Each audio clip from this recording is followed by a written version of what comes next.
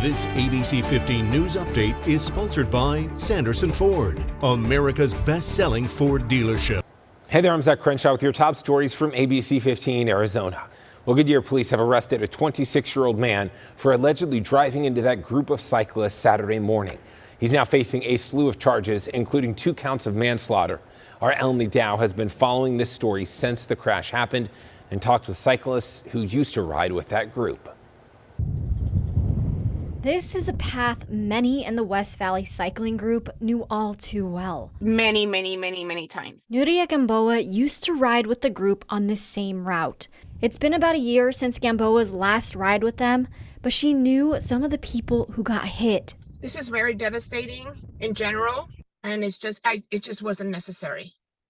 It just wasn't necessary. She was on a ride of her own when she heard the news. When I was done with my ride, I had about 55 messages from people wondering if I was on the ride.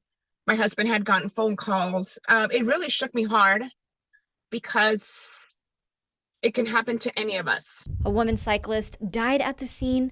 Another man later died at the hospital, and 11 others had various injuries as a result of the crash with the pickup truck. Goodyear police say they arrested 26-year-old Pedro Quintana Lujan. He's now facing 2 counts of manslaughter, 3 charges of aggravated assault, 18 counts of endangerment, and 2 counts of causing serious injury or death by a moving violation.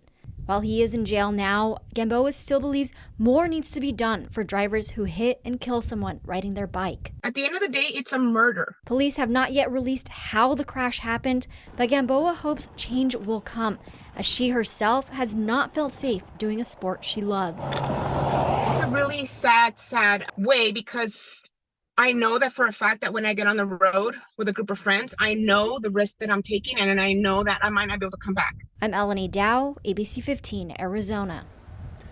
And in a crash Sunday, at least 9 people are hurt after a 15 to 20 car pileup. Those collisions happening at 11:15 Sunday morning on the 17 near Daisy Mountain. You can see here cars being redirected as crews work to clear that massive scene. Lanes are back open after being shut down for hours, but we're still waiting on details from DPS. They say they're actively investigating what led up to the crash, but believe weather may have been a factor. This Thursday, the Tempe City Council will vote on renaming parks and streets in the city whose original names had ties to the KKK. A special committee has found new names after spending the past few months going through public submissions. Our team will be following that vote and will let you know what happens.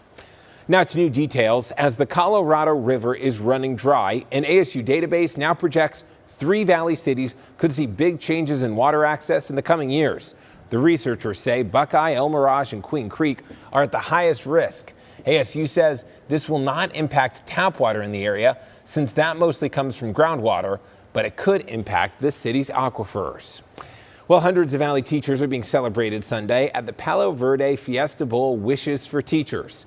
The program recognizes teachers' big efforts in enhancing the classroom experience, sometimes even using their own money to make sure their students are taken care of. Just being here this morning and talking to some of the teachers who are here about their individual stories, about kids having to go without, kids showing up in class hungry, kids showing up without the proper equipment that they need, whether it be rulers or pencils or other things like that. So our ability to impact that in any way, even in a small way, means a whole lot for us and a whole lot for those young people and for their teachers. Sure does. 400 K-12 teachers in the Valley received those classroom grants today. A chance to dry out for the start of the week in between storm system. Yeah, another one is going to be coming our way, but the sunshine comes back out. Temperatures start off cold. They'll be in the 30s and the 40s in the morning.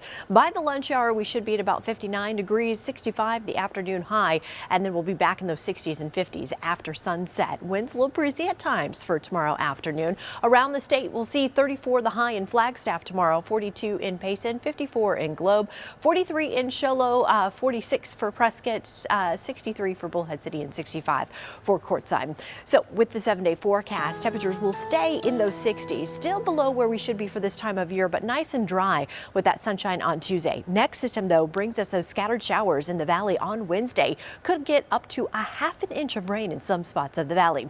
After that, the sun shines out and it is a gradual warm up for the rest of the week. We are back in the 70s for next Saturday and Sunday. For the latest headlines, weather, and traffic, head to abc15.com or just download the free ABC15 mobile app. This ABC 15 News Update is sponsored by Sanderson Ford, America's best-selling Ford dealership.